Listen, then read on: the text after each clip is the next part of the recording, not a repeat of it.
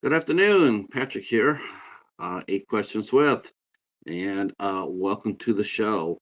And good morning to the West Coast, I should say. It is still only 11 a.m. over there in the West Coast. It is 7 p.m. over in the UK and Ireland.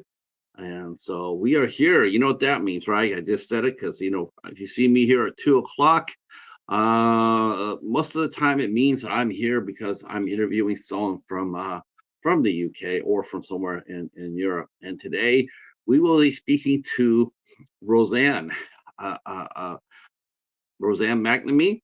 And she is a fashion designer illustrator for Shein Fashions.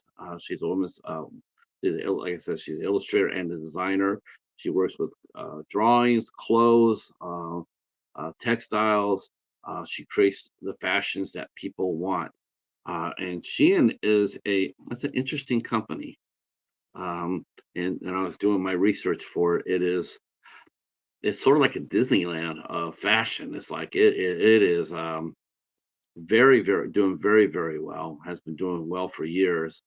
And of course, when you do really well, you get a lot. You become a target, so to speak, and everybody wants that wants Sheehan's success. Um, and it's hard to get because they work their ass off for it. Now there's some. I've seen Sheehan clothes here on YouTube. People have people have talked about it. They buy clothes. The fashions are fresh. They're fashionable, and more importantly, is that they're very affordable. And especially with now, with stores seem to be closing left and right, um, getting a reasonable fashions for a good price, something that you'd be happy to hang in your closet.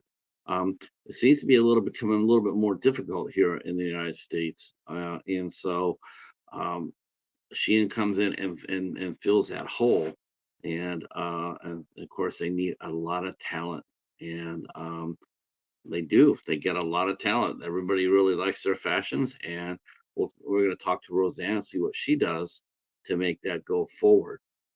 Um, I know this is a first, right? You're sitting here going like, "Man, are you a fashion designer?" And I'm like, "Yes." And the reason why I feel like I'm okay with doing this interview is one, because I think Roseanne is very charming and very talented. Two, my wife Lorianne, she worked in fashion. She went to Western Michigan and majored in fashion design. Uh, uh, and and she bought for two different chains. She was a buyer for two different chains. She bought a women's fashions for them, and we would talk about that quite a bit. So I think I could hold my own here. I have some good questions to ask, and so I'm looking forward to talking to Roseanne. I think it's going to be interesting, and I'm glad you guys are here for it. Those who are watching live or those who are watching on a replay, um, gonna be interesting show, and I hope that you'll come by and give me some feedback, see how we did. Like I said, this is the first time I've ever interviewed anybody, as far as fashion designs go. But we've interviewed many artists here on the show. We've done all sorts of different disciplines with artists, and in many respects, being that Roseanne's an illustrator, we still are. They still, Roseanne is not only a designer, but she is also an artist as well in creating her designs. Let's see. Thank you. Cooking up those potatoes and eggs. Yeah, that sounds like a good idea. That sounds like a good plan. And Anthony is here. He is up to 2004 on his memoirs. Anthony is only 20 years away from catching up. Um, so he has been going to the library and working hard on his memoirs. Um, so this is going to be a interesting day for us here on A Question with, as we're doing triple shows. We're doing three shows today. Three. Doing three. So we're going to be doing Roseanne here. Roseanne will be here at 2 o'clock. At our regular time at 8 o'clock, 8 o'clock Eastern time. We'll be welcoming in the vivacious Nicole Butler Vegas will be here, and we're going to be talking about all about indie horror and publicity and the film world. And then at 10 o'clock, 10 o'clock, we'll see me grab the bag, head on over to the House of Horrors today with Steven, as he will be interviewing legendary director Joe Lynch. Joe Lynch is on the House of Horrors tonight at 10 p.m. And so I will be cruising on over there to co-host the show, and an honor to do so. Joe Lynch is definitely that's definitely a top tier guest. Probably one of the top three guests I've seen anybody land since I've been doing this. Yeah, Joe's fantastic. His body of work is really quite spectacular, and he's a fun loving guy, and he likes to he's very friendly, and he's very outgoing, and so we're going to be talking about film with Joe Lynch tonight at 10 p.m. over in the House of Horrors. Now this show will actually be able to be seen here on my channel as well. You can come over and see it on my channel here as well. You can come over and though we really rather you head on over to Steven's channel. The only reason why we're dual streaming is because we're hoping that the hurricane will leave Steven alone. So far, Hurricane Milton is tracking to the south of him. So, but if you lose power, it's probably going to affect the whole statewide. So hopefully he can get it through, get through the interview intact. But if not, um, if for any reason why something goes goofy, um, I'm here. Um, and yeah, so 10 o'clock Eastern time, 7 o'clock Pacific time for that show as well. Tomorrow night, we only have two shows this week, actually. Um, Tomorrow night we'll be interviewing rising actress Diana Garro will be here with us at 8 o'clock. Diana is the star of the brand new movie from Gravitas Ventures, directed by filmmaker Lou Simone, and that is Nine Windows. I've seen the movie. I liked it very much. I think Diana is going to be a fast rising star. The movie is a lot of fun. It features not only Diana, but also a young man named Christopher Milan, and also two of our favorite character actors, Michael Perrier, who we last saw on Space Wars: Quest for the Deep Star, uh, and also the mighty William Forsythe. And William Forsythe tears it up. Um, so that will be tomorrow night at 8 o'clock. And then Friday sees me packing up the bags again and heading on out to the Mad Bloods. I thought it was the Mud Bloods for some reason, but it's the Mad Bloods. And I'll be heading on over there with Mr. Dan and Horror, and we will be talking about The Fugitive from the 1960s, the Quinn Martin show. So the one with David O'Hara and Barry Morse. Um, so we'll be talking about The Fugitive episode 1, which will be a lot of fun. Really great concept. What a great show to talk about too. Back in the '60s, black and white TV, and bringing up a classic like that. That's awesome. I'd love to get the series. Tell you the truth, did you know it only ran for 4 years? The Fugitive only ran for 4 years, but it was popular as hell. And the last episode set a record for viewership. Set a record for a while. It held it for a while. It was the most watched TV show in TV history when it aired. Um, as far as entertainment programs, yeah. So that will be this upcoming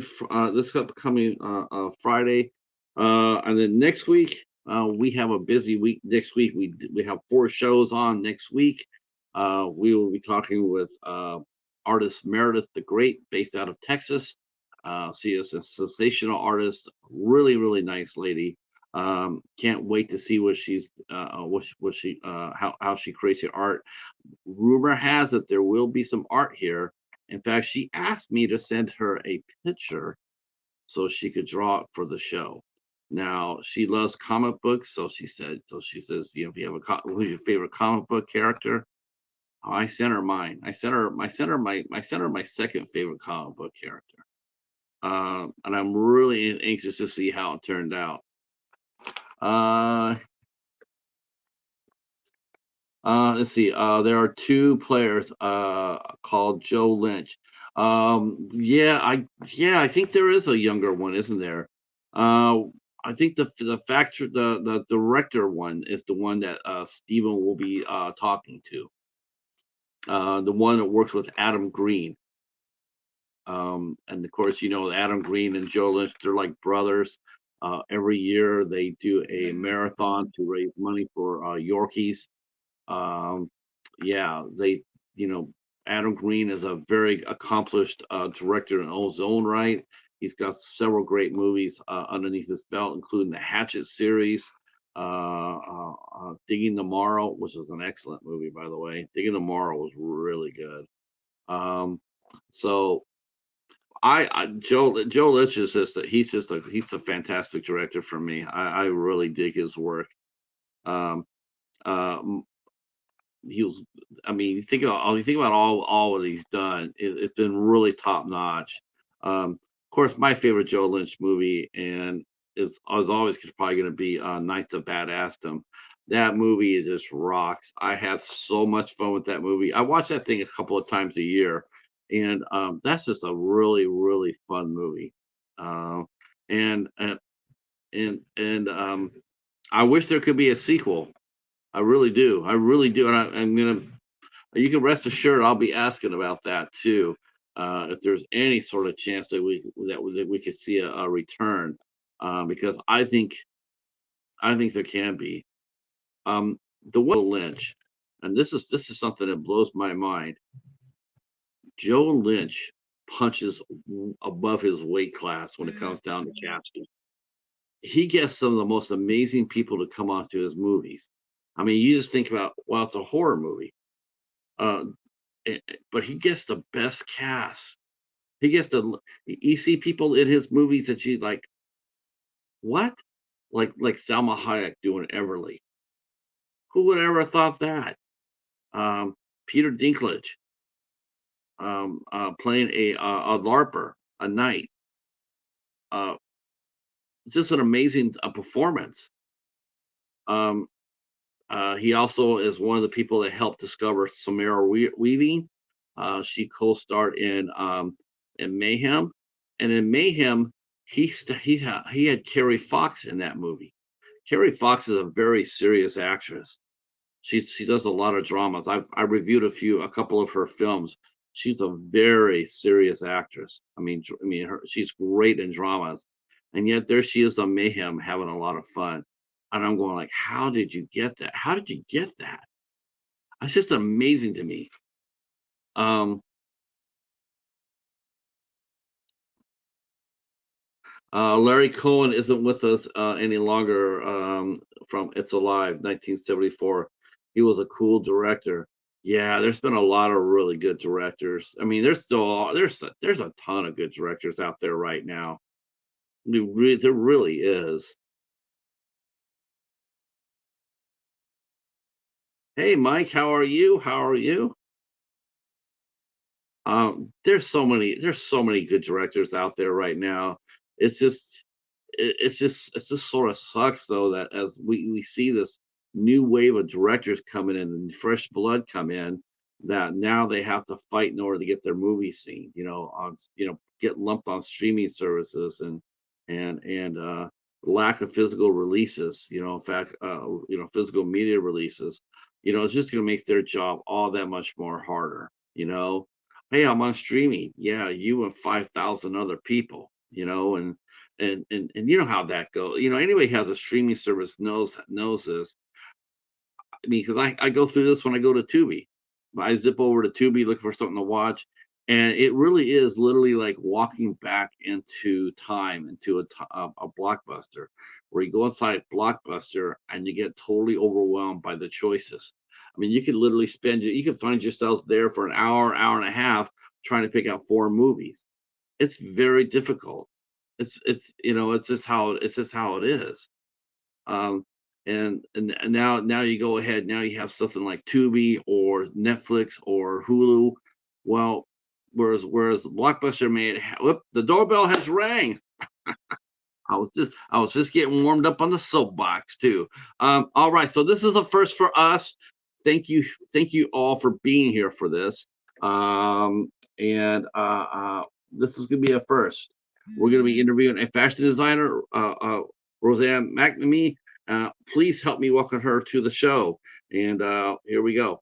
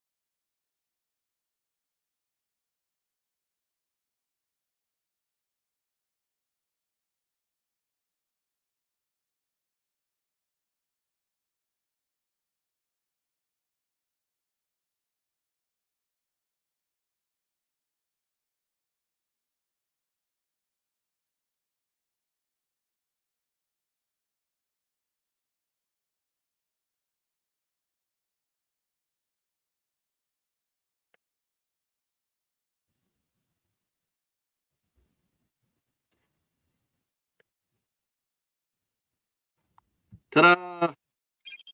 Hi, how are you? Good, good. Sorry about that. It's a holy crap. That's okay. I have no idea what's going on with this.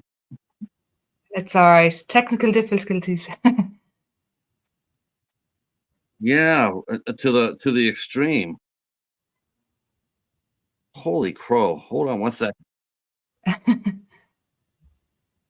Wow.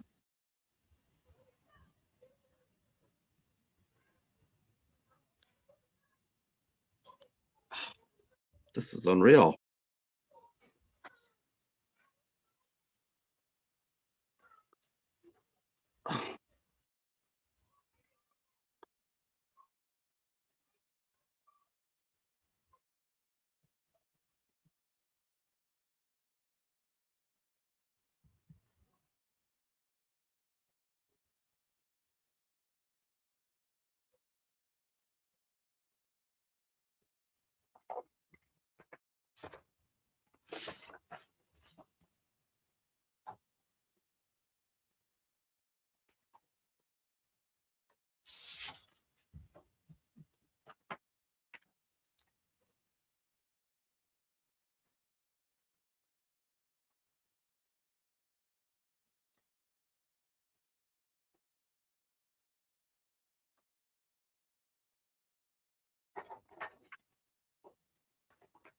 Okay. Wow. That's the first I've never seen that before.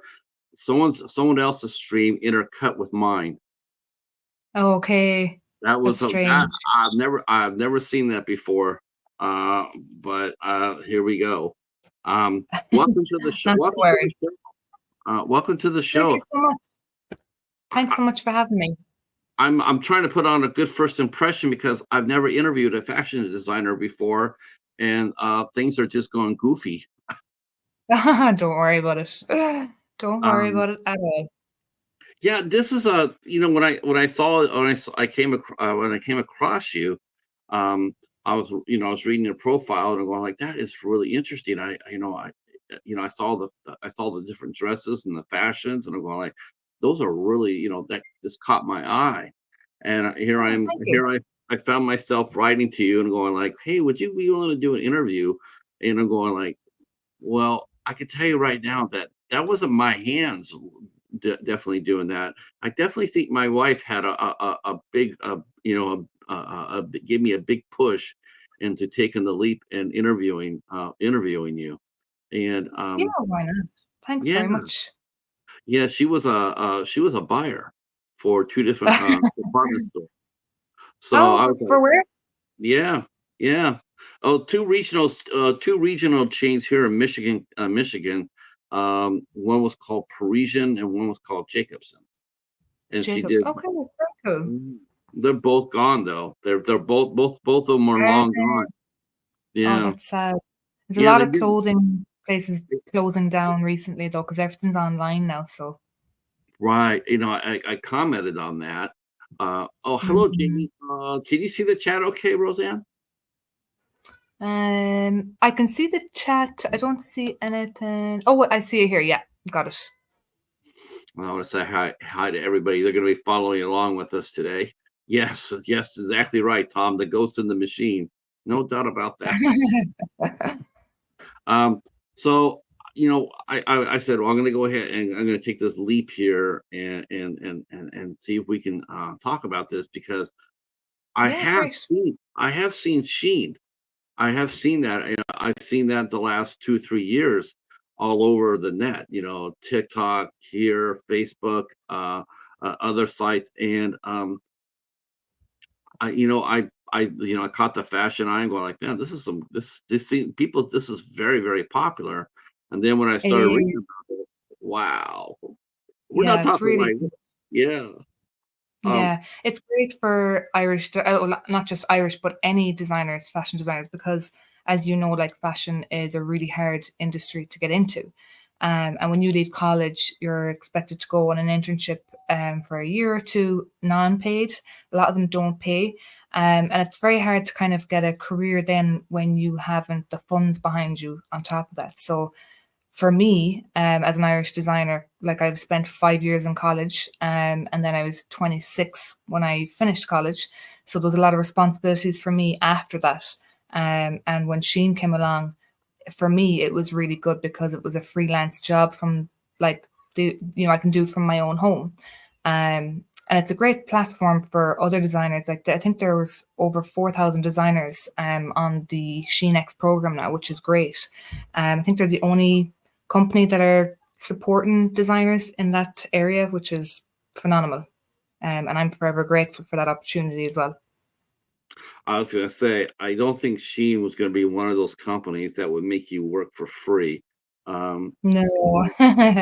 Well, not saying she, but any other internships, like say, Paris Fashion Week or anything like that, it's kind of something that you'd go into on your own kind of cost as such.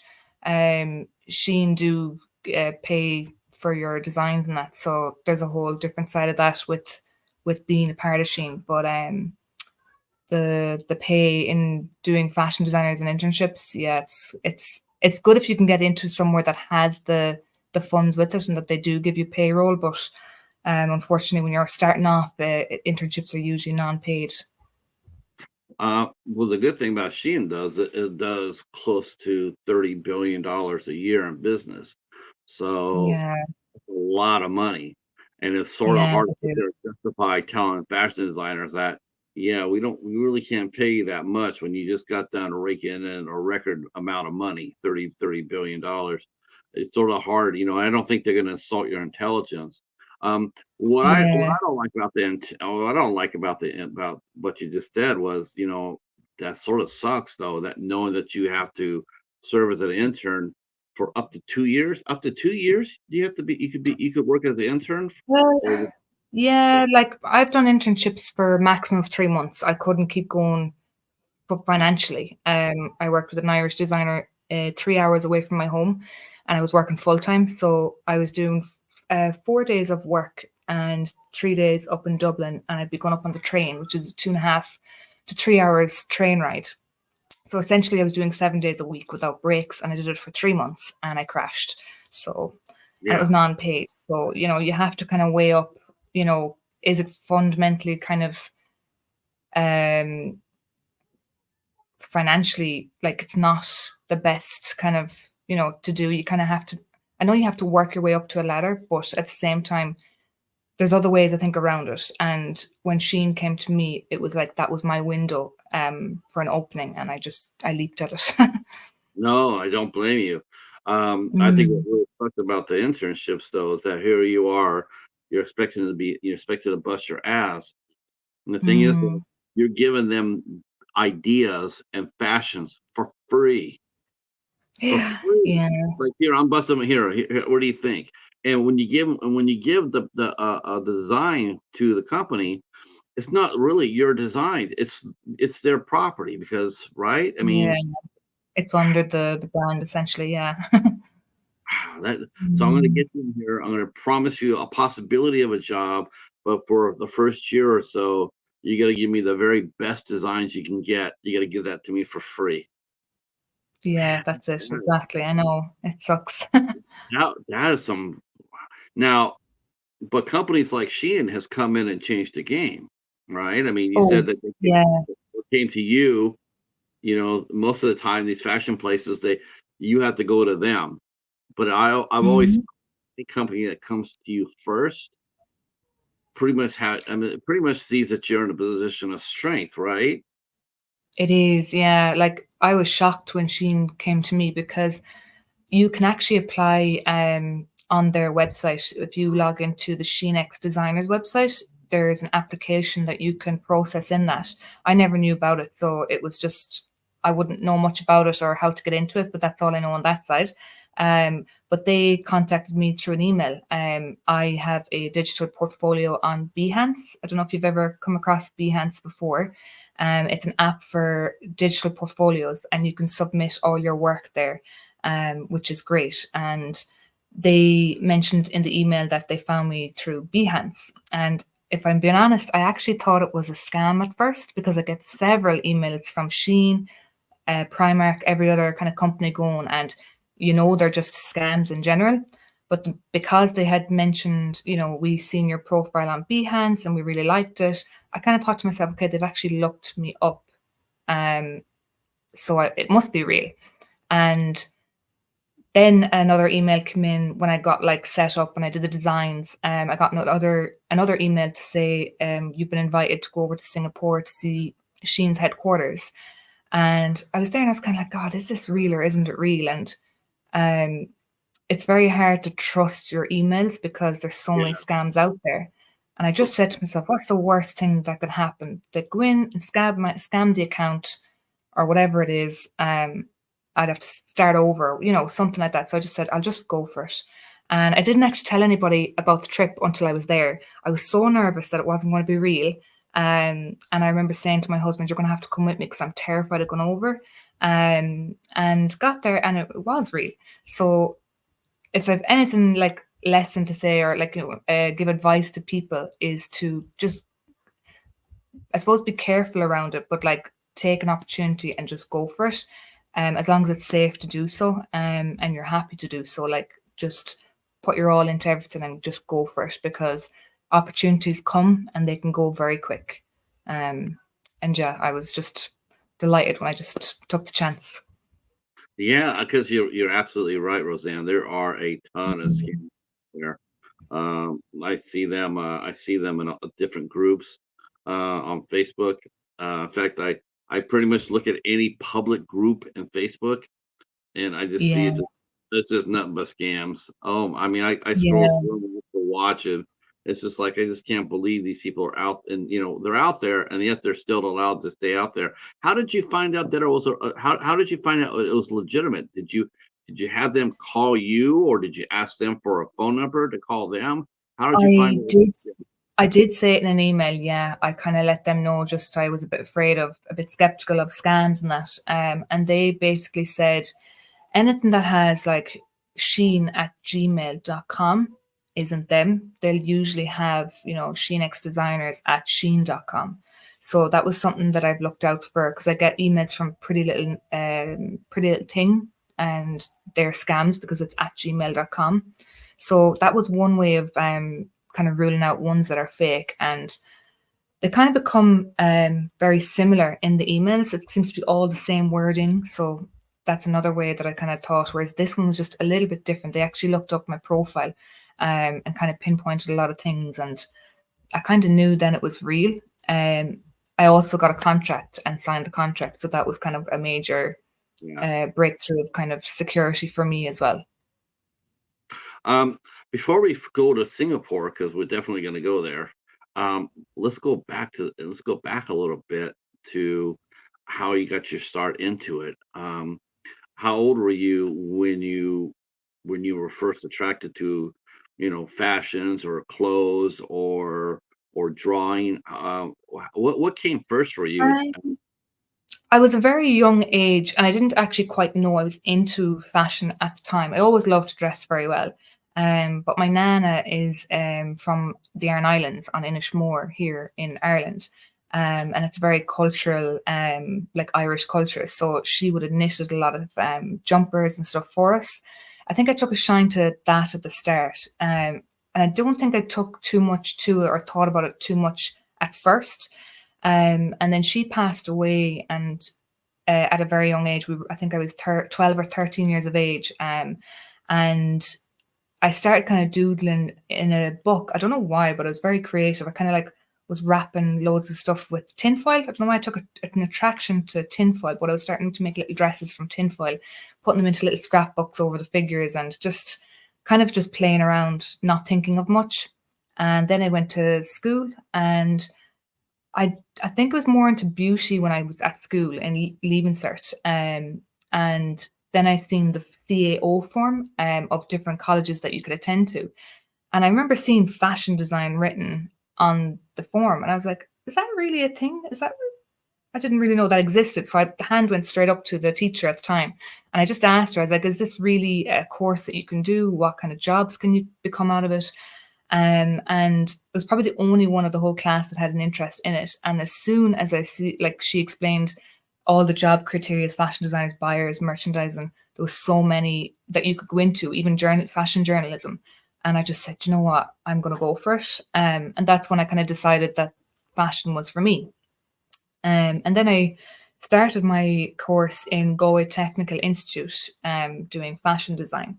And I did 2 years there. Started in 2009. Yeah, 2009.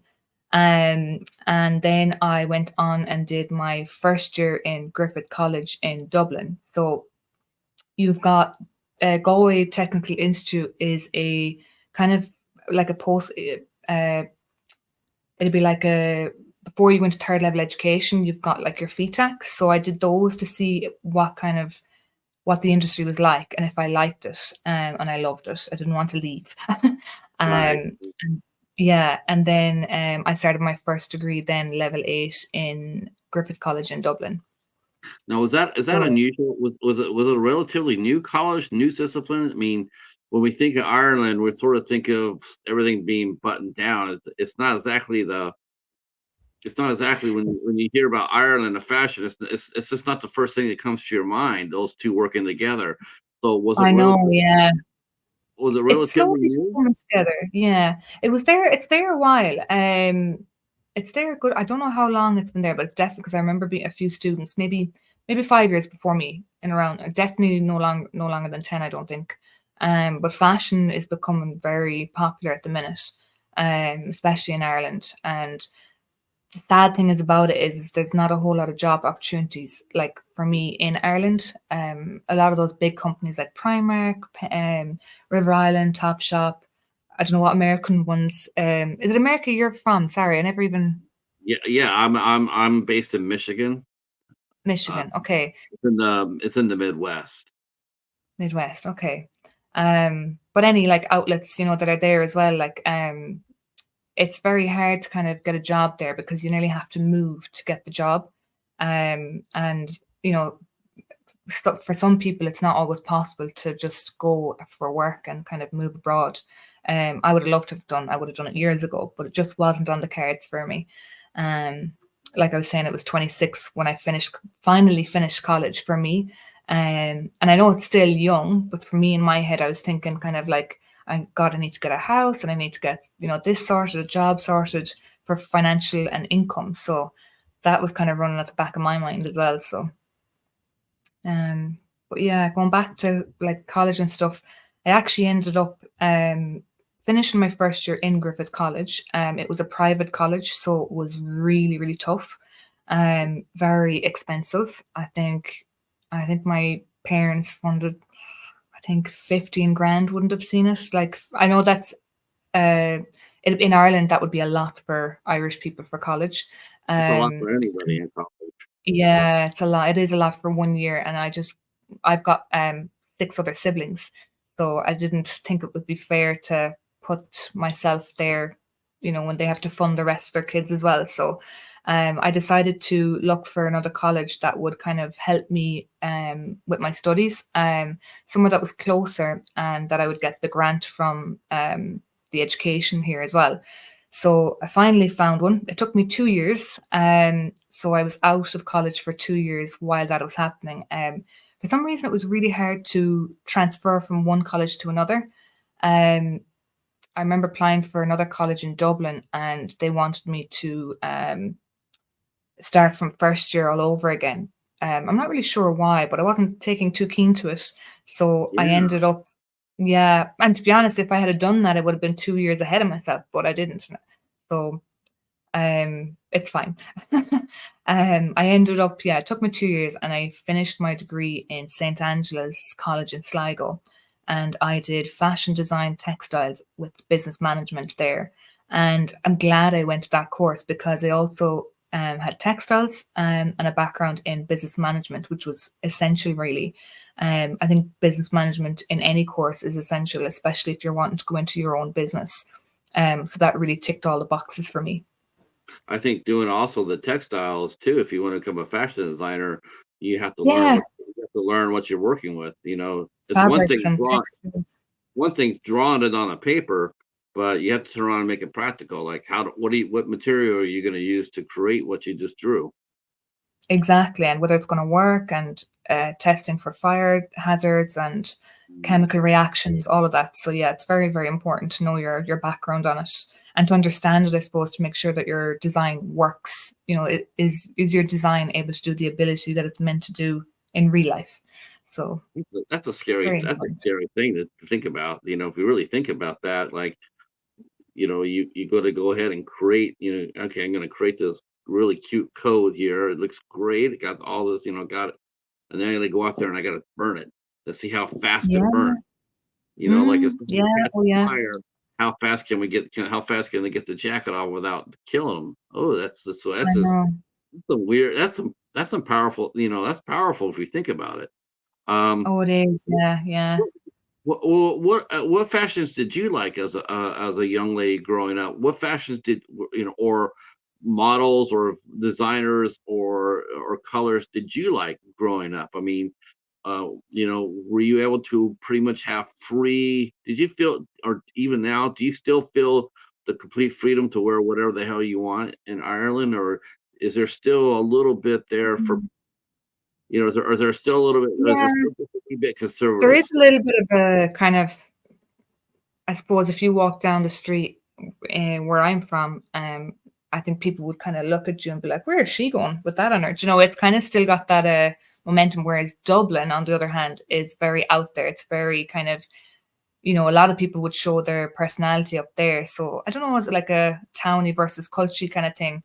Um, I I would have always, as a young child, paired back with, to protect my feelings and emotions. So that for me was something that I struggled with. And I think as I got older and in the fashion area, I just loved, I suppose, wearing my own designs. I got this real buzz and thrill from wearing them. And I thought to myself, if that makes you feel good, like why the hell not? Why the hell not should you wear, something that makes you feel good, whether it's wacky or if somebody else doesn't like it, what do you care what they feel if it makes you feel good, you know? Right, right. Mm, that's what I So think. there, no, I think, see, you gotta have an open mind when it comes down to fashion. You really do. Yeah, you do. Yeah, Creative. yeah. You know, a lot of us here, we don't understand that. You know, we don't understand, like, you know, like make a dress. How do I do that? You know, but Yeah, a that's fashion designer exactly knows it. that. They know the type of body, all things go into it, right? Body shape, Yeah. um, facial features, age, age Dress, appropriate. how it I mean, you looks. want to. Yeah. Those are all things that a fashion designer has to take into consideration before you put your pencil on the paper, Yeah, right? that's exactly it, yeah, and you kinda do, like, your whole theme before you even start, so you go from your theme that you would pick, and then you'd work around that theme and pull colors, draw colors from it, maybe some textures or shapes, and usually I'd kind of pull my shapes together in random little pieces, and sometimes you create this really unique piece from it, um, and you'd do your mood boards, your illustration boards, your fabric boards, and then it ties all together, and it's kind of yeah, it's good. It's really good. Tom mentioned, and those fashion shows are real team effort. No doubt about that. I mean, Yes, doing yeah, doing a fashion show, doing a walk, a walk, a catwalk. I mean, those, yeah, and it's so fast it's and a lot free. of work. Oh, Yeah, um, I've done a lot of work experience backstage, where I'm dressing the models. This was when I was very young. I think I was only 19 or 20 at the time. And yeah, the pace of getting those models ready for the first walk or whatever stage they're at in the walk is really like you're kind of nearly panicking because it's your responsibility to dress the model. And that can be quite, if you have a problem or the zip gets stuck, which has happened to me before, you have to come up with a solution to fix it before she goes out on the stage. So yeah, it's a lot of work goes into it. I've been so pleasantly, or not pleasantly, but I've been shocked to see where during a show, there's a designers out there, watching his designs, he or she designs. The model comes back, and the designer jumps in to get him to get ready for the next outfit. Now you would think that they would get undressed really carefully and put it on a hanger real carefully. No, they just zip it and drop it until the girl steps out of the clothes. The clothes that the man, the woman or the man designed, is sitting there in a puddle on the ground because they're too busy getting there ready for the next one. That's the Mhm. fashion they're trying to That's the sell, truth. and yet there it is on the ground. As soon as she's gone, then they can pick it up and dust it off. I just found that it's almost like watching a car race. It The car is, and comes it's in, very hard. you get in there, you get four tires, you off to go in 10 seconds. And with the fashion show, the same thing. You're going like, how many hours did she or he put into that dress that the model just walked out, and and there it is on a puddle on the floor because they got to get the next Yeah, one up. Yeah, I it's know crazy. that that did cross my mind whenever I was in a fashion show before. I was up for, Young Designer of the Year, and I made this bridal dress, and I was there, and I was like, "Oh my god, it's on the floor, it's white, it's gonna get ruined." And, you kinda just have to roll with it, I suppose, just be careful. Like, in fairness, they are told all the models would be told to respect the garments that they are worn, but, like, you can't blame them trying to panic to get out and be ready for the next walk. It is a real rush. So yeah, yeah, it's tough.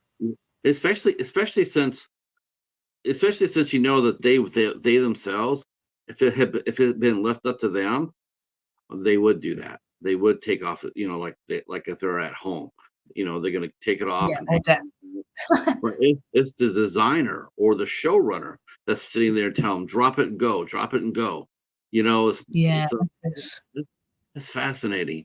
Um, now, Yeah, now, have you ever seen that sort of, I guess there are some designers that not every designer is like that. I'm sure there are some designers that when they see their clothes dropped like that, they get upset. Who if that happens, who's at fault for something like that too? Because there's in some of these garments, there's hundreds of design hours. I mean, you know this. yeah. You spent hours upon Yeah, hours with your design, and then to see it it'd be drop like crushing, I that. suppose. Yeah. Yeah, it'd be very crushing, but I suppose if you're the designer and say it was like a few beadings they stood on or something like that, like, um, for me, I think I'm quite kinda like very chillax person anyway, so, like, if it happened to me, I'd be like, "It's grand, I'll sew it back up, I'll sew the beads back in, it'll be fine, don't worry about it."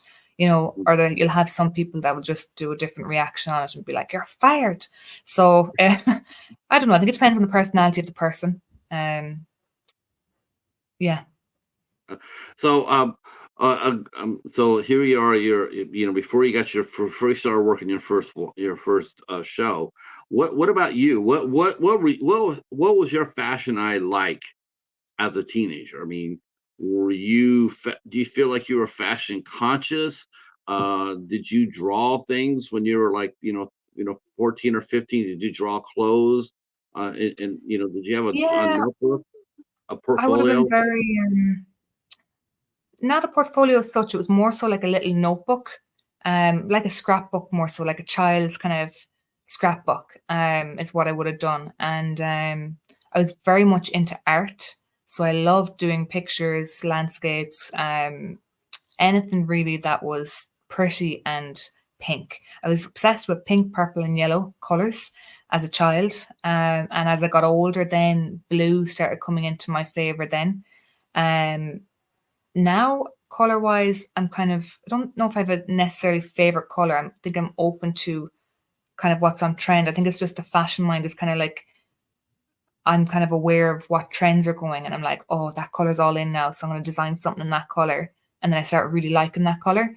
So yeah, I'm not sure which, but it would have started off with a really small notebook. And fashion wise, um, I would have wore like my mother would have been very good dressing us as kids. She always had the best of clothes on us. I probably would have been very, very shy as a young girl. I wouldn't have been the most confident. And I don't really remember this story, but my mother told me this story when I was only in second class in primary school. Junior infants is what we would have called it here. And my mother bought me this really trending jacket. It was the silver puffy metallic jackets that were in the 90s. I don't know if you remember the women's wear. Mhm. Um, and I wore it going to school, and I was absolutely obsessed with this coat. And I remember a comment was made, don't wear that to school again. It's not really that nice. And, you know, I don't remember this now. It was my mother kind of remembering telling me the story. And I went home crying, really upset. And my mother kind of calmed me down and said, how do you feel with the jacket on? And I said, I really like it, but nobody likes it at school. And she said to me, she's like, well, if you like it, then that's all that matters. You turn around and tell her that you think it looks great, and, kind of really uplifted my spirit about wearing the jacket. So the next morning I had a hissy fit going to school because I was so afraid of wearing this coat. And my father was telling my mum, oh, it's very cruel. You're letting her go to school with that coat in her. And she's so upset going in. And my mother waited all day for me to come home. And I just sat at the table with a big smirk on my face. And she asked me, well, how did you get on with school? Did they like your coat? And she said I had the biggest grin. I couldn't wait to tell her the news that I told the person that I loved the jacket and that I didn't care what she thought, and I flicked my hair. So I think as a valuable lesson, like my mom kind of made me go in. It sounded cruel, but she was right. She made me go in and stand up to the person, that didn't like the coat, whereas I loved it. So she was kind of teaching me a lesson. If you like something, don't let anybody else bring you down. So, Right. yeah, I don't remember this story. I don't know why. I suppose I would have only been about 5 or 6, but um, yeah, I was just very conscious, I suppose, as a child. And it's only in my later years that I've kind of really come out of my shell and really kind of life is for living, I suppose, and not to be afraid of what other people think. Oh my gosh, you Yeah, have to be fearless to do what you do. you You have to do, yeah, and you you do. have to Like even the awards ceremony that I did take place in, like there was Young Designer of the Year award. I did London Fashion Week in London. They were like really scary, and I also did the Rose of Tralee. I didn't get as far as the main Rose of Tralee, but I got as far as the Galway one. And doing stuff like that really helped me because it's putting yourself out in the open. You're putting yourself in the public. You have to talk on a mic. They're all really scary things for people. But for someone that was really shy and had no confidence, really boosted me as a person. And now I'd get up on stage and I wouldn't bat an eyelid. I'd actually be fine. I might get nervous when I'm up there, or even talking to you now. I can feel myself, oh, I'm a little bit nervous, but I'll do it. You know, that kind of way. So it's important to learn new things, because like you can't, you're only human, yeah, and it's normal to make mistakes. So we kind of have to learn from that. I'm totally relaxed today. I thought I'd be a bundle of nerves because I've never interviewed a professional designer, but I'm absolutely having a blast here. This is a real Oh, good. yeah. I hope you're having fun as well.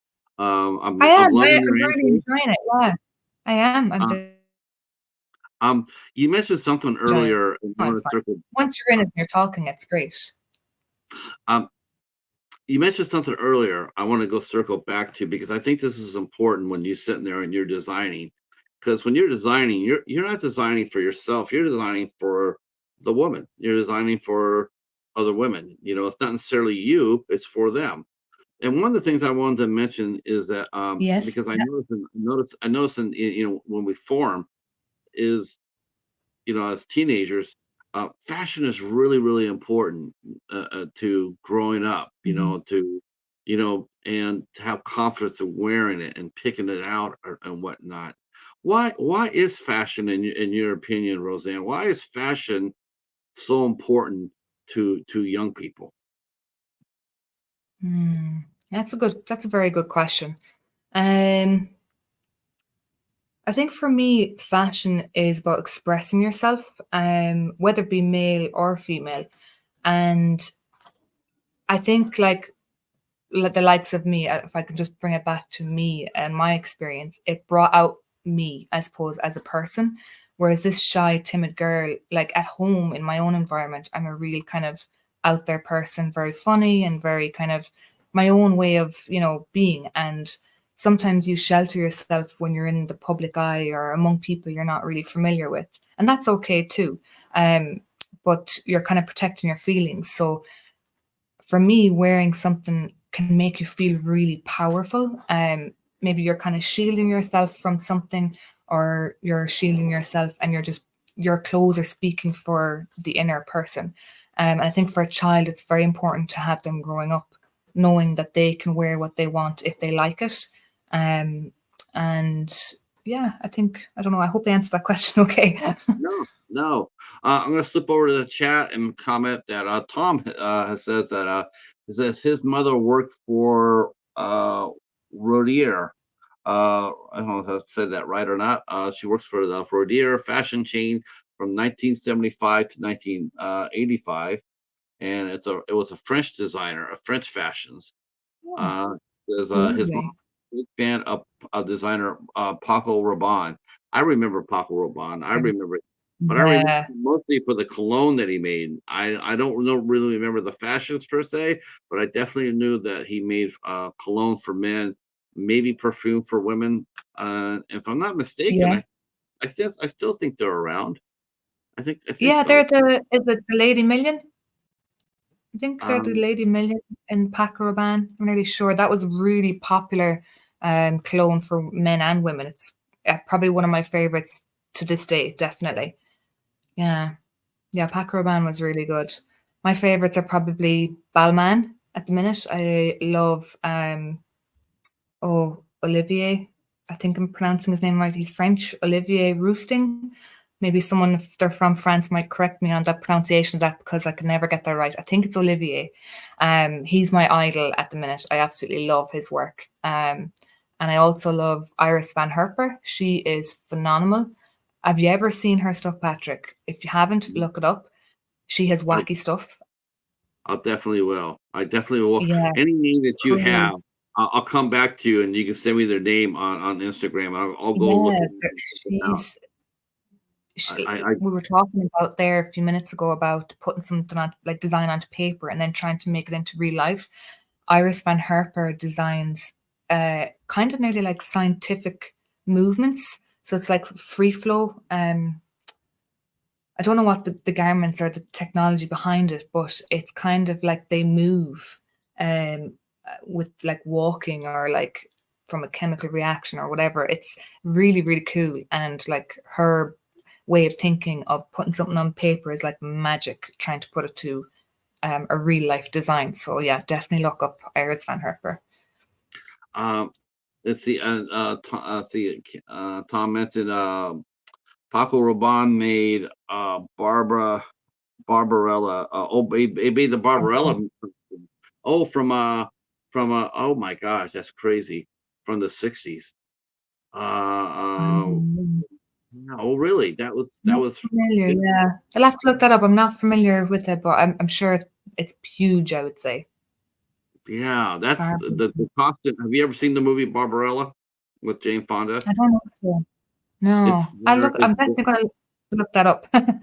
yeah, That's it's a interesting. science fiction comedy, and but the clothes that they wear are very futuristic, very Oh, fun.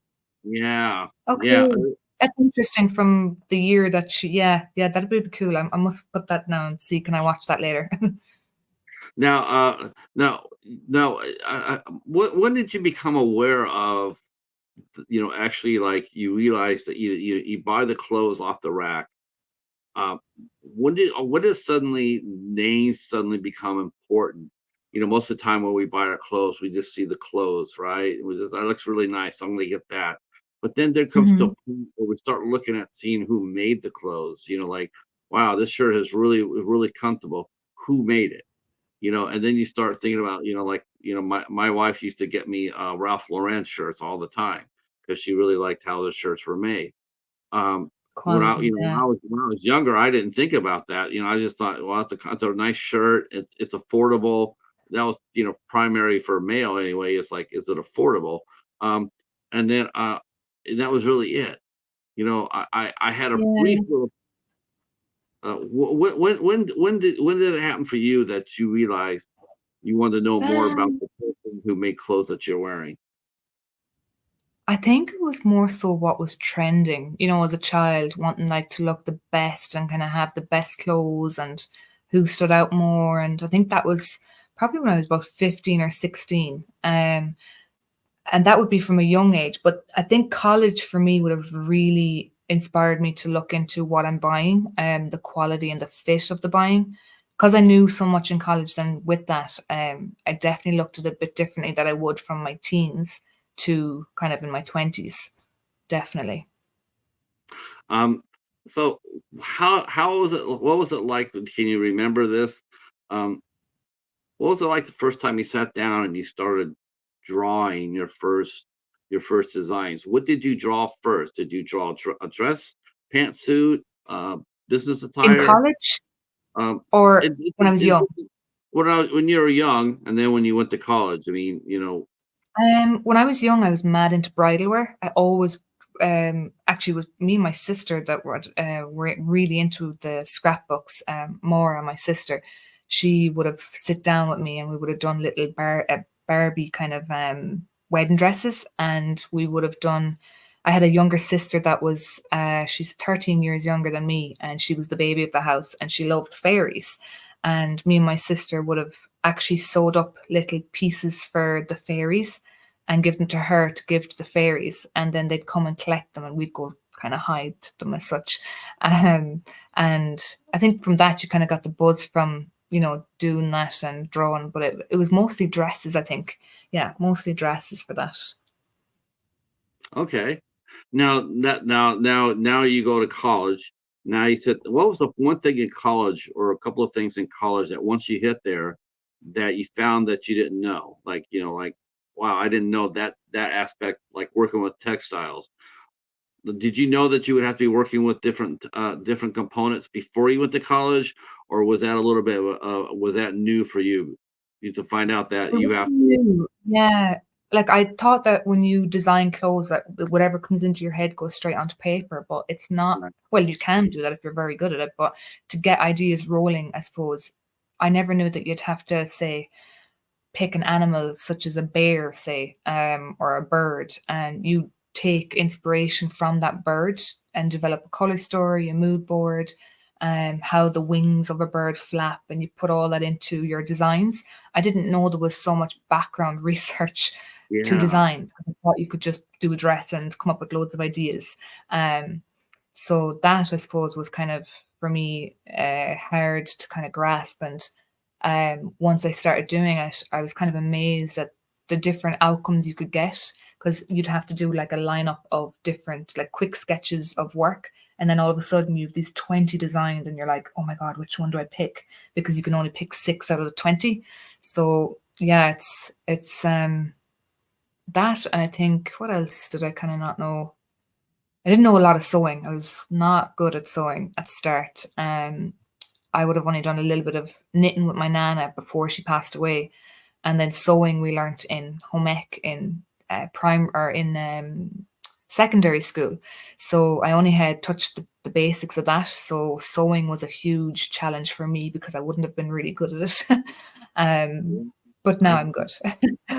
Oh, you're good. I I'm guess good so, now. right? I guess that makes sense, right? Because yeah, because I mean, here you are, if you're at home and you're designing it and you have the materials there. I mean, who better than you to put it together? Uh, uh, Exactly. Well, I hope to think I'm good at it. Now, Yeah, what but kind of sewing machine do you own? Is it a is it a is it, I have a brother machine. okay, And I okay. also have, um, oh, is it FAF? PFAFF? It's an industrial machine. It's a really, really heavy machine. And then I also have an overlocker, but that I need to update my overlocker because it's from Lidl. I don't know if you guys heard of Lidl before. Yes, yes, yes. Yeah. It's like Lot a chain, it's like a food store, but it's a really cheap kind of store. I need to upgrade my overlocker. But yeah, yes, Brother is a good machine. They'd be kind of the top between that and Singer. I was gonna say Singer. I remember Singer. My Yeah, mom sew up all our clothes with that. yeah, Um, yeah. I actually have my nana's sewing machine upstairs, but I need to get it looked at and cleaned and um retouched up a little bit. I'd love to get using her machine, but it hasn't been touched since she passed away. So yeah, it'd be nice to get that done up. let me check over here real quick. Tom mentioning, see, Paco was unique. Yeah, I get yes. They paid Paco Absolutely. Rabanne, the space age designer. My mom has all his fashion books. I love it when fashion and movies come together. Um, Yeah, yeah, I me mean, too. yeah, I mean, what I He think of wears Prada. the name I think of the right away whenever I think fashion in movies is Edith Head. I know this, I know there's been others, a lot of others, but that's the first person I always think it was her because Who? she Sorry? Edith Head. Edith Head. Yeah, she used to do wardrobes for so many movies. Oh, wow, yeah. Yeah, so many Very big huge good. movies, but she's been gone for now for a long, long time. I couldn't name you a really movie fashion designer. Really couldn't name one on top of my head. I would have to go look for that. Um, Yeah, I so, know. To be honest, I'm the same too because they changed quite quick. There was somebody that I loved. He's from Ireland, Northern Ireland, and he was in oh, was it Game of Thrones or Bridgerton? I'm not really. I think it was Game of Thrones. Yeah, it was. It was Game of Thrones because I was forever trying to get into Game of Thrones or the likes of Bridgerton. Like I would love to work behind. I would work for free if anybody would take me. well, um, well, I tell it's you a what, huge, doing what you're doing right now for Shein, doing what you're doing right now, that's a door yeah. opener. That's a door Oh opener. I yeah, mean, give yeah. it, what's I guess that's a good question I should ask you is, um, has any of your designs has any of your designs that you made, have they been taken to market? Are they now out on the open market? With Shein, is it? Yeah. Ha- Yeah, they had it launched last November. I had 3 designs out, and they all sold before. I think it was January, February. Thinking around that, they sold pretty quick. I'm still awaiting my next assignment, so hopefully that'll come soon. But yeah, my first collection with Shein was really daunting, very scary. I didn't know the process very well, and I think now that I know how it works, yeah, I kind of looking forward to that a bit more now. But it was very scary. But you had a line already go out to the public and sold really well. So next time, like if you do like hell, even now, because they're still doing those shows up there. But now you actually have a Yeah, line that went out there and sold. That's a door opener. Now if I'm a production company and you come to me, I look at your background and I see that you actually sold for probably the number one women's fashion in the world. Um, that's I'm going to pay attention to you. I'm going to pay attention. I'm going to yeah, see what you got to offer. I'm not going to just dismiss you out of hand because you know okay. obviously you showed your metal. You showed that you got skills because, like you said, I mean, there's a lot of people that want they want to do what you're doing, but they're not. Yeah, You are. I know. Yeah. So Mm. wow. Wow, that would be very cool. What would you rather do? Well, for some fun. What would you rather do? Would you rather work full time for a fashion house like Shein, or would you want to take the leap and become a wardrobe costume person in the movies? Oh, I would love to do the wardrobe costume for movies, I think. It's a different background. Like I love working for Shein, um, but I think costume design is a different. I've never done that before, so it's a different kind of. You're designing for like I love the 1920s, and I love the 1800s style as well. You know, like Bridgerton and all that. Love that kind of style. So to work and design those dresses and maybe get a photo and wear one of those is just a dream. I would love to do that. As much as I like Shein, I'd still love either or. Um, but it is a dream of mine to definitely try and get onto like a production in film. Game of Thrones was my biggest dream. But they aren't doing any seasons as far as I know, except for House Dragon. I suppose I could try there, but I don't know if they're finishing up soon or it's very hard to get into. Very, very hard. Yeah, I think. Well, I know Bridgerton's. Mm. They already said that here, and I think they're going to do a third season of a House of Dragons. So that's gonna happen too, for sure. Mm. Yeah. But yeah, just that's interesting choice. So let's talk a little bit Mm. about. Um, I want to talk a little bit about the textile because that's probably been the most fascinating thing I heard I when I was researching what it took to be a fashion designer. That's probably the one thing that caught me by surprise is how much you have to pick the materials out, the textiles. So what goes into that when you're drawing your dress or outfit or line? Mhm.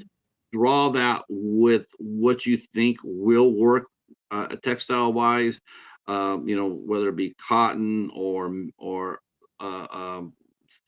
gosh, I mean, some of the fabrics, like polyester. Well, I know, Yeah. Chiffon, organza, right. tulle. Yeah, there's a lot. Do I you draw that suppose with those in your mind as you're drawing, or does that come afterwards when like, okay, I got the dress, a bit of now both. I'm gonna go. Yeah, I think a bit of both. Sometimes you can draw something up and you're not really sure of the idea process just yet. Say if you have a nice silhouette done and you have a load of panelings on the dress, it if you put a real rigid like leather fabric on that dress that you've designed and then you went and put a real flowy drapey fabric on that dress, you're going to have two really really different outcomes. And I suppose it's kind of if you were to go down the route of saying I'm going to play a little bit here and see what maybe do like you'd normally go into doing a sample of that. So if you did a sample in the leather and a sample in say organza and then see which one that you like better, sometimes ideas can come together. Or you can go the other way, where you have an idea of okay, I want to do leather and the paneling is going to work really well here and it's going to look real structured on the shoulders and maybe the waist is going to be really tapered in and you wouldn't have that effect with organza because organza is a real flimsy kind of drapey fabric. So you could go either way really with designing. Um, So, yeah. Okay, well, I got another question here. I will have to. I think Mhm. we're going to Singapore now. See, I guess you've already covered this. How was the Irish embassy in Singapore? Uh, uh, Saw it on your Facebook page. So I guess we could go there. Then we'll come back to do a couple more textile questions. But how when did you know after Sheen reached out and they saw your designs and then you reached out again and you did a contract for them saying that we want you to fly over to Singapore. Um, so Yeah. did they hire you? Did you get hired in Singapore? What was the process like to get hired by Sheen? What did you have to go what did you have to do in order to get hired? Well, I suppose the contract came first, and then your designs. So once I signed the contract with them, they would give me my brief, and I'd take a look at, all the women's sampling and what if I wanted to do children's wear, men's wear, women's wear, and then you had a list to go off then. And once the list was kind of when you're happy with the decision you've made, you'll go up and do a design with Shein, do up your design ideas, send it off for approval, and then they'll come back and ask you what fabrics you're choosing. And there is like a tech pack that you would have to fill out. And you'd have all your details like your zips, your fasteners, fabric, colors, and the technical flat drawing you'd have as well. That kind of displays where everything would go and the communication between the sewists and the drafters. So when they have that done, then they will send you the sample and then you correct where you think is wrong or if it's right, if you're happy with it, and then it's sent off to production. So when it was signed off to production, I think it was a real kind of like, oh my God, this is happening. My designs are going out now and people are going to be wearing them. That's a real surreal moment for me. Yeah. Um, like, wow, it's nearly, when I talk of it now, I'm kind of like, oh, it's such a dream. And I'm like, I still don't nearly feel like it's real. Um, and I love it. I absolutely am loving it. And when that was back in June actually when I signed a contract and did up my designs, and then it was launched. The designs launched in November. So when I got asked to go to Singapore in July, I went over without any designs being produced. So when we got there, there was I can't remember, was there 15 or 12, was over 10 designers there invited to the Shein headquarters. And we had our global reception that evening. And in the global reception, it was kind of launching all the designers' clothes. I myself and one other girl hadn't our designs. Unfortunately, it was kind of a shame, but it just they weren't ready for to be put on the display. But we had lovely little boards up with our information and that we were like I was an Irish designer. It would have been really lovely to have my dresses there, but like I was saying, it just wasn't produced in time for it. So for me, I was very lucky that they even wanted me to come when I hadn't launched something. There was loads of other designers that could have been picked, and I just felt like, why me? It's probably So yeah, it was for it probably to go over. I think it's probably their sign of confidence in you that that happened. I Yeah, mean, maybe. you know, I mean, Yeah, yeah, instead of that's true. requiring you to have something there, they already knew what you had talent wise, so it really didn't bother them that you didn't have anything ready at that particular time. It's like we know what we Yeah, got. I suppose.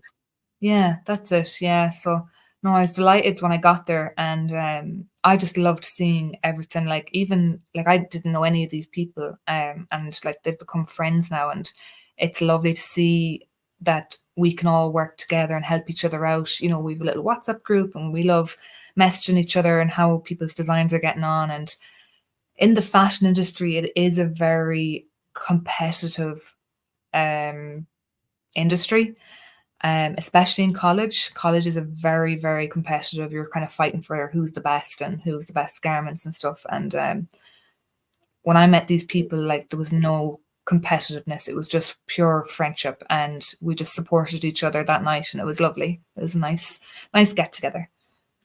Now I'm gonna ask a question. I'm just gonna because based on something else. I mean, and you can choose not to answer this, and I understand. But how does this work where, like, like when a band makes music, right? So a band will come out there and they'll make an album, so to speak, sort of like a Mhm. line, like a fashion line. And Yeah. then it gets put out there, and then every for every record that gets sold, they get like a little percentage, like a 10 cents, like 10 cents per record. I know it doesn't sound that Mhm. much, but when you sell millions, it adds up. Does that Yeah. happen for designers as well?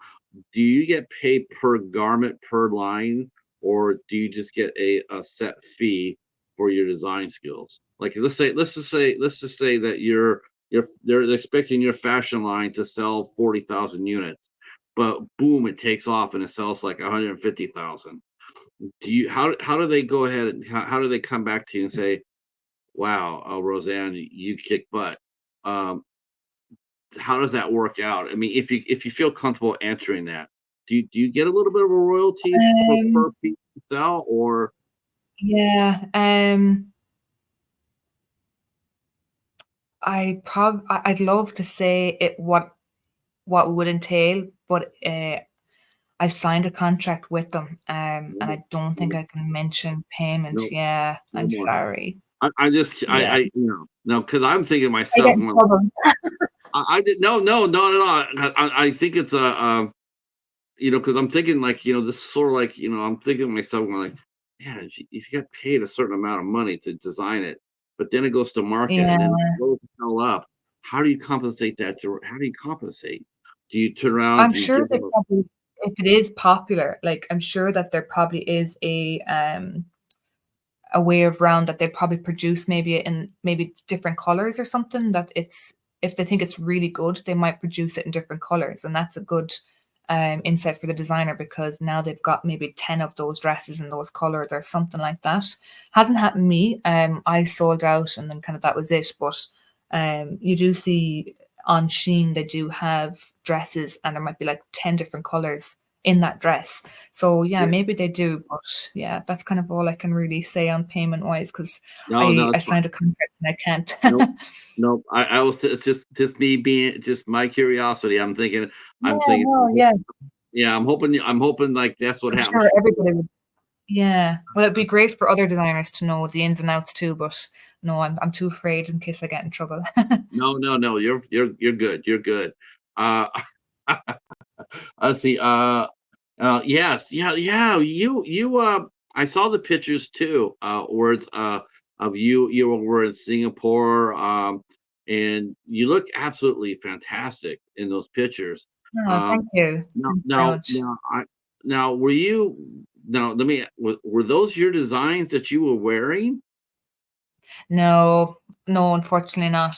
They actually were all Shein. I had a panic buy at the end of, when I was going to Singapore. I don't know why, but I kind of missed the whole, I better check the weather forecast for Singapore. I didn't look into it, so I panicked bought a load of dresses from Shein. And as well, we actually went on our honeymoon to Bali after Singapore had ended for us with my husband. So I kind of packed a lot of stuff for Bali as well. So no, all of my clothing for that event was all from Shein, and it wasn't paid or it wasn't affiliated from Shein. They didn't even know I was bringing Shein. It just happened that I bought a load of stuff from Shein. Um, so yeah, Huh. they were all Shein. Yeah, Uh, what I'd what do love to you have worn my own clothes, Um, like I was reading in the on the background of it, and there seemed to be, me. I've seen the fashions. They seem really, really. There seems to be a lot of care and a lot of I know that they're talking about how the dresses were made. Like over here, we talk about our shoes, like how people making our shoes. And it has nothing to do with you and out of your control. Um, but but unfortunately, yeah.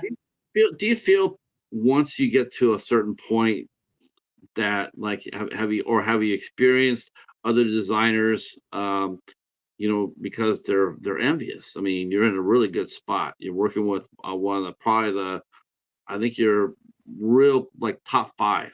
Top five. Sheen's probably top. Yeah. Is there competitiveness in fashion designing? Are there people who talk a little bit about about other people per se because they want to get where you're at, or have you experienced anything Um, I have experienced, like, in college, I suppose. Apart from with Shein, no, I haven't had any, not with other Shein designers. We're all actually very supportive of each other, and, for me, for a designer, I think you could give a designer the same fabric, and out of the same fabric, you know for a fact those 2 designers are gonna come up with a completely different outfit. If one could be, I don't know, very structured and the other one could be really wacky and out there. For me, I think there's plenty of room for designers, in that aspect of being jealous or, um, one being better than the other and envying kind of the designer. I did experience it in college because I think you were fighting for kind of like whose ideas were kind of the best in that. And yeah, it didn't really end well for me. But yeah, I won't go too much into that detail wise, but it is very, very competitive. It is. And I think you have to be like for me, I'm very uh I'd be confident now. I wasn't so much back then. And in fashion, you kind of nearly need to be able to stand up for yourself and kind of push the boundaries and be able to say no to people because the industry will cut you. Like they will cut you. And if you've ever watched The Devil Wears Prada, it's a great example. Have you seen it with Anne Hathaway? Yes. Yeah. With, Yeah, yeah. Anna So Wintour. Yeah. it's very much It like seems it seems like, it used to be those fashion magazines were like the make you or break you. As yeah, we're talking, I'm seeing the similarities between fashion and music. I'm seeing this. There's a lot of similarities. Um, but I was gonna say when magazines used to be king, right? You go to the bookstore and you go ahead and pick up Vogue or Vanity Fair or Mademoiselle or anything that has fashions on there. And they would be trendsetters. They would be the ones that, well, this line here from Shein is top notch. You guys should go get it. And next thing you know, you get all these people running out there to get it because Mademoiselle said so. Um, but with the yeah, Wayne magazine, like magazines don't have nearly the power they used to. Um, uh, uh, yeah. Kind you of know, been weighted from is that magazines a is that bit. a good Yeah, is that a good thing for designers, that there's not that many fashion magazines out there? Because let's just face it. I mean, a lot of writers, a lot of the critics of those magazines, they couldn't sew a sock together, and yet there they are sitting there talking about fashion. They're talking about yeah, fashion and what's hot and what's not. Um, yeah. I suppose it's like it's as a fashion designer, you want people to talk about your design. So like word of mouth is huge. And social media has taken the internet by storm and a lot of like the magazines and the edits, they're kind of dying a little bit. The only thing it is like if I was on the front cover of Vogue with like a designer or a model wearing my design, like that for me, I'd be framing that up in my house, So it is kind of like a memory. Like I still think having Vogue, like I'd hate to see those magazines go. Because like people and like still think of them as, oh my God, Vogue is like the it magazine. And um I think it gets the fashion industry or the modeling industry, the Hollywood industry and all that. It gets people talking. And I think if that dies, will it slowly start kind of dying anyway with that? Or you'd kind of panic, would it stay alive because you've got social media? So I don't know. It's kind of a tough one, really. it really is because I Yeah. mean, on one hand, you do got them there, and they do send they do set the trend, and it's like if they did talk good about your designs, then that was a tremendous boost. Uh, uh, but in social media being what it is, it's like I know that Shein is like top five. I mean, very very huge among young adults, young teens, young adults, super popular right now. I mean, It just is, yeah. crazy, Yeah. crazy, crazy. I was like, Yeah, these guys are king. And there's That other is companies good. that are out there. There are other companies out there trying to do what Shein's doing, and Yeah, Temu, I think those is who another can't one. do it, I noticed that too. I said, no, those companies that can't keep up with Shein, they're the ones that are sniping. Sort of like jealousy. They're sitting there. Mm, You know, um, how do you? But there is one thing I was going to ask you. Um, how do you protect the designs that you have?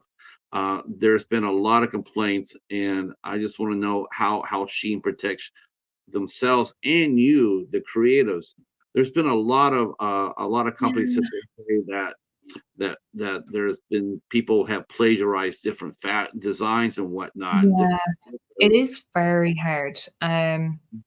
Like when you think of the top designers like Balmain and Paco Rabanne and Coco Chanel, their designs are front row center on fashion shows, and then the fast fashion come in and they have to produce like your River Island, Penny, or we call it pennies, but Primark, or a sauce. Any of them, they make duplicates and like maybe simpler versions of those designs. So really insane it's you're gonna get somebody that's gonna come in and take an aspect of that design so that they can make or produce them as such. For me, it's flattery. Like you're kind of like, oh, I wish they don't do that with mine. But at the same time, it's flattery because they think you're good, and they're not always going to do, they don't know where you got your fabrics. They don't know like the amount of work that's gone into it, the texture. They might make something that's a cheaper version of it. So you have different aspects of things like that. As opposed for Sheen and them protecting us and stuff. Um, I suppose you're signing a contract into that knowing that, that's probably more than likely probably gonna happen, but I'm not really sure. I don't really know. It hasn't happened to me, so I don't know. Yeah. I think it's really scary though when you see people doing It knock. is. Before you look at it and see a knockoffs, and you sort of laugh. You used to laugh at something like that. Like a Louis Vuitton bag, and then someone else will come up there and say Louis Vuitton bag, and it's a knockoff. And you go there and you see people, like one of the funniest things we see here is when someone wears a Rolex watch, and then the knockoff will have Rolex with two X's, and we all laugh at Yeah, that. Or, I but know. in talking to you today, I can see one thing that people don't think about is how damn dangerous the knockoffs are. They're dangerous. Yeah, yeah, yeah. I didn't Mm, realize how we're talking, and I'm going like, man, if someone steals Roseanne's fashions, her designs, and they go and they make it with the cheapest material possible. The person wearing the mm, one, they're not going to get the value. It might be designed to wear. We call these like Walmart clothes. In Walmart, you can go over to Walmart and you can buy. And you can. It reeks too, but you can buy yeah, cheap things from Walmart, and it's like, man, and you can smell the chemicals they used in it. It's just disgusting. But I was thinking, yeah, yeah, it doesn't last as long, and two, it's because again, it's like you get in an accident of some sort, or you could be wearing your death clothes. You could be you can go up like a Christmas tree. I never really thought about yeah. how dangerous that was. Oh, yeah. Yeah, especially like there's happened a few times before, especially with Halloween, which is coming up around the corner. Halloween costumes for kids and stuff. You have to be so careful with, you know, um, like synthetic and different kind of like rubbery costumes. They're highly flammable. Like I'm sure they're probably different now, but back in the old days they weren't so much. It wasn't thought of a lot, and there was a lot of accidents. I think only definitely less than 10 years was definitely in a nightclub where some guy had lit up a fag with his costume, and he actually went on fire. So you can see where that failed the fire hazard in the textile side of things. So um yeah, you have to be it is scary. You kinda have to be careful what you're buying, I suppose. Yeah, I don't think people really think about that though, do they, Roseanne? When they I don't know how much thought is put into that. A lot of I times people know. are so worried about the affordability that they forget the fact that, you know, if you don't buy quality clothes, yeah, yes, you could afford it, but can you really afford it if something goes wrong with it? And Yeah, that's plus it. two, you don't want a cheaply made garment either. Yeah, You're paying, yeah, what they're paying, you get what you pay for. So if you yeah, buy a that's it. $10 pair of pants and they rip after the 4th wash, well, that's because you pay $10. Let me go to the chat real Yeah, quick. Let's see, a lot of stars to promote, but not enough promoters. Yeah, that's true, Stephen. That's true. Um, let's see, art design, music college, and are cutthroat, especially graduation collections. Art design, music college are cutthroat, especially graduation collections. Yes. Um, Shark Eat Shark World, it can be. I'm definitely learning that. Um, yeah, Promoting too at time, yes, I can vouch for you on that. There's people who promote, and it is very cutthroat. Hey, brother yeah, it Max, how are is. you? How are you? It's the same in all arts. You're so brilliant. Show me something new right now. Um, right, right. That like hurry up and be a trendsetter. And comment. I can actually went right now because I am moving. We're building a house and I've everything in boxes at the minute. So Oh, I would love to show you congratulations. stuff. Yeah, Um, thank you. I saw the wedding pictures, and I saw you. You're a mom as well. What Yes, is your hu- what yes. how did, what does your husband think of your profession? He thinks it's hard. He thinks it's a hard industry because, like I was saying, I finished college. I didn't get into fashion straight away. I actually opened up a nail and beauty salon 5 years ago, and that's doing very well. And I like it. I'm on maternity now, and I've kind of just realized, I really need to be in what I love doing most, and I miss the fashion side of things. So yeah, I think I've kind of taken a step back from that. I actually work with two of my sisters as well, which is a bonus, and they're managing the salon for me at the minute. So I hope that they'll continue to do that, and it can kind of lead me to do my own things at home. I do want to get into. I know we haven't touched off it. I'm probably going off tangent here, but I would love to design my own collection. That's happening. That's in the background at the minute. So yeah, maybe 26, 27. Talk to us a little bit about the salon. I mean, I understand your salon is done very, like you said, it's done very, very well. And you've actually won some accolades for it, haven't you? Yeah, we were nominated for Best Beauty Salon Award there in the last awards in May. And oh my God, it's actually a funny story because when we came home the next day, I actually went into labor. I was 5 weeks earlier than expected. So there was two celebrations. We had won the award the night before, and then my little Breen came. So yeah, we won that award, and we are up for Best Nail Salon of the Year in November. So that'll be great if we could get the two, because it'll be nice to have because we're a nail and beauty salon. So yeah, that'd be great. And I think we won something last year. It was best commended. It was like the runner up to overall winner. Um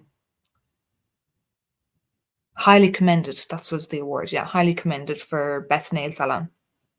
Do your clientele at the salon, do they realize that you're a fashion designer for a major fashion house? Wow, that's They do. good. That's Yeah, they cool. do. They do. I did I keep mean, it quiet for a while, and then when I came back, they were like, "Oh," I think I shocked everybody. But they now, knew, they did know I was a designer because I would have talked a lot about making my own wedding dress, and I would have been doing a little bit of that, behind, out of work as well. So did yeah, you they definitely knew. did you hand make your own dress? I did. I did. Yeah, Oh, that's yeah. neat. All How cool. handmade, all drafted. Yeah, I think yeah, honestly, I think that's I think that's just about every woman's fantasy, to be able to make their own, yeah, to be able to have the skills to put it together. Hats off to yeah, you. Yeah. yeah. Well, do you know, I always dreamed of making my own wedding dress, and when it came to it, I was so scared.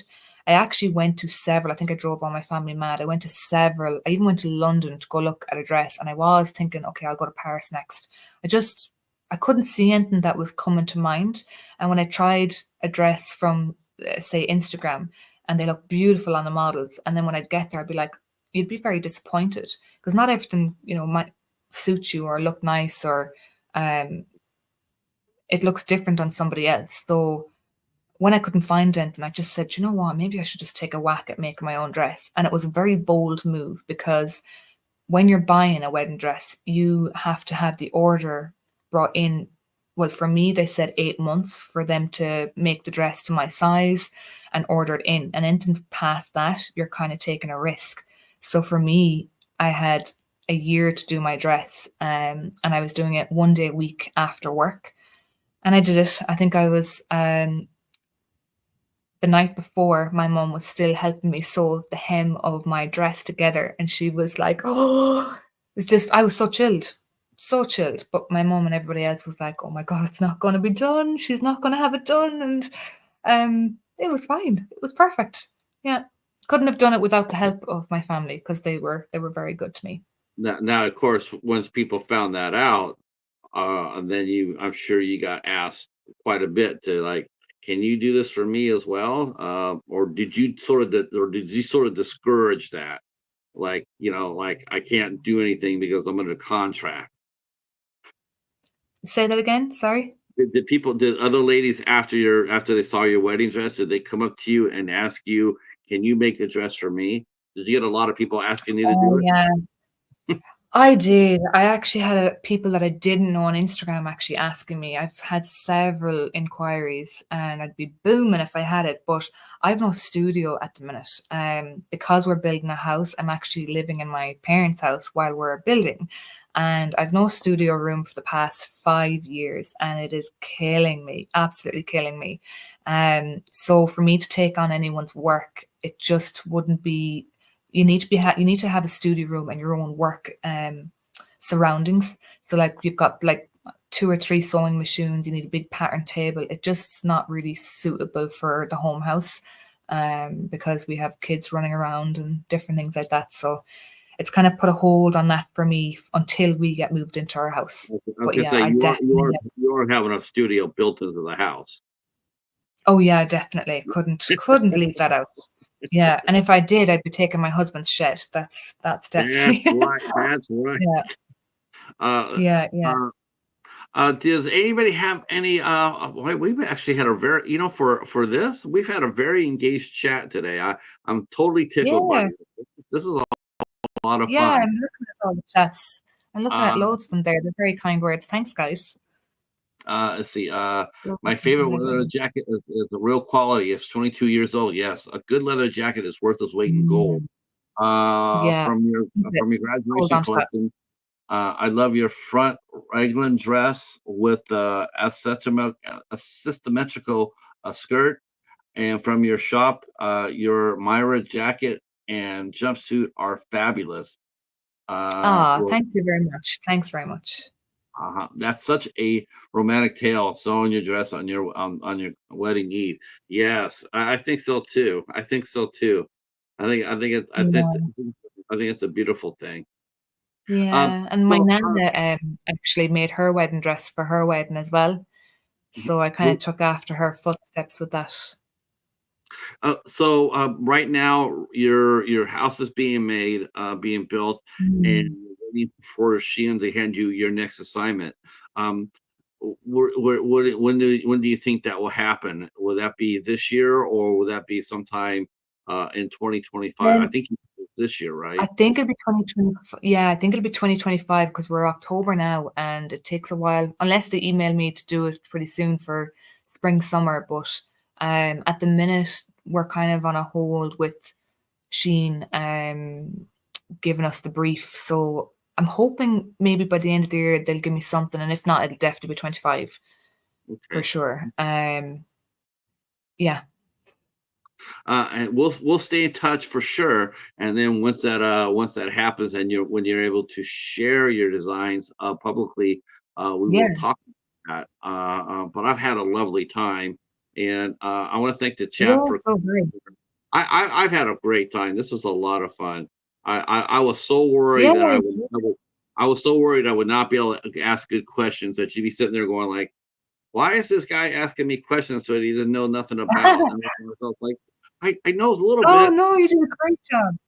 and so did Great you. job. No, I enjoyed it. This was a lot of fun, and it's very empowering actually to be able to hear and talk to you. I want to thank you for coming out and hanging out with us today and chatting up about your career and fashion in general. A lot of people have kind of come by and listen to this and watch this. Hopefully, they'll pick up some really good ideas and courage to to go out there and who knows? Maybe grab that sewing machine and make their own creation. But if not, go out there and buy Yeah, Roseanne's exactly. new line. Um, all right, boys and girls. See, Thanks so much, Patrick. I think your husband just arrived, Christopher. Oh, no, that's my brother. Oh, That's my okay, brother, okay. Well, he Christopher. just arrived, saying hello, hello, Hello. hello, and he's throwing you a No, sloppy hand call heart. him with my husband. That's right. Um, Thank you so much for coming in, Roseanne, and talking to us. I really do appreciate it. Thanks so much. If you can just stay there, if you can just Yeah. stay right where you are for 1 minute, I'm going to talk to the chat and say thank you guys for coming in, and I appreciate it very much. We'll be back tonight at our regularly scheduled time at 8 o'clock tonight. We'll be talking with Nicole Butler Vegas, actress and producer extraordinaire, and maybe somewhere down the line, a new femme fatale. I'm still pushing that idea. We'll be here at 8 o'clock for that, and then at 10 o'clock, I will be on the road once again, heading over to the House of Horrors to co-host the Joe Lynch interview on Steven's channel. So it's going to be a very busy day for me today, and glad you guys are all part of it. Um, and tomorrow night we will have rising actress Diana Garl from Nine Windows. She'll be in the Serenade Charade, and she will be here tomorrow night at 8 o'clock. And we will see you. We'll see you at 8 o'clock tonight. Uh, Take care and stay safe. Stay right there where you're at, and we're gonna get out of here. Peace. Brilliant. Thanks so much, Patrick. You're very good. I enjoyed it so much. Thank you. I need to. This is a